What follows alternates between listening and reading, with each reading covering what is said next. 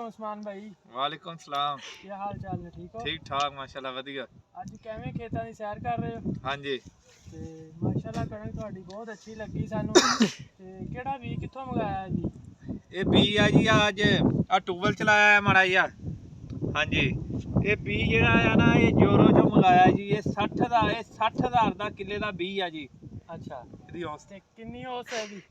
ਇਹਦੀ ਔਸਤ ਮਾਸ਼ਾਅੱਲਾ ਜੀ ਹੈਗੀ ਆ 100 ਤੇ 20 ਮਣ ਕਿੱਲੇ ਦੀ ਐਵਰੇਜ। ਇਹ ਜਿੰਨਾ ਬੀ ਪਾਓਗੇ ਨਾ ਉਸ ਤੋਂ ਡਬਲ ਇਹਦੀ ਔਸਤ ਆ। ਵੀ ਇੱਕ ਮਿਸਾਲ ਆ ਵੀ 60,000 ਦਾ ਕਿੱਲੇ ਦਾ ਬੀ ਪਾਤਾ ਹੈ ਨਾ ਜੀ, ਇਹਦੀ ਔਸਤ ਤਕਰੀਬਨ ਹੈਗੀ ਆ 120 ਮਣ ਕਿੱਲੇ ਦੀ। ਅਗਰ ਇਹਦੀ ਤੂੜੀ ਜਿਹੜੀ ਆ ਉਹ ਡਬਲ ਹੁੰਦੀ ਆ।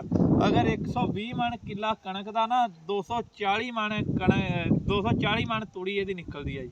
ਅੱਛਾ, ਤੇ ਇਹਨੂੰ ਕਿਹੜੀ ਕਿਹੜੀ ਖਾਦ ਪਾਈ ਆ?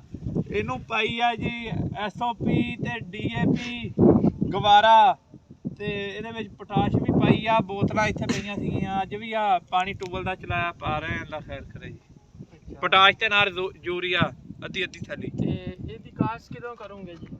ਇਹਦੀ ਕਾਸ਼ਤ ਬਸ ਹੋਰ ਆ ਚੌਥੇ ਮਹੀਨੇ ਜੀ। ਕਿਹੜੀ ਡੇਟ ਨੂੰ?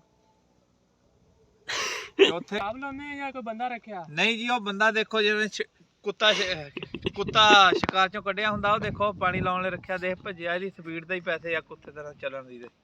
ਹਾਂਜੀ ਅੱਛਾ, ਤੇ ਇਹ ਟੂਬਲ ਮੁੱਲ ਆ ਜਾਂ ਆਪਣਾ ਵਾ ਜੀ?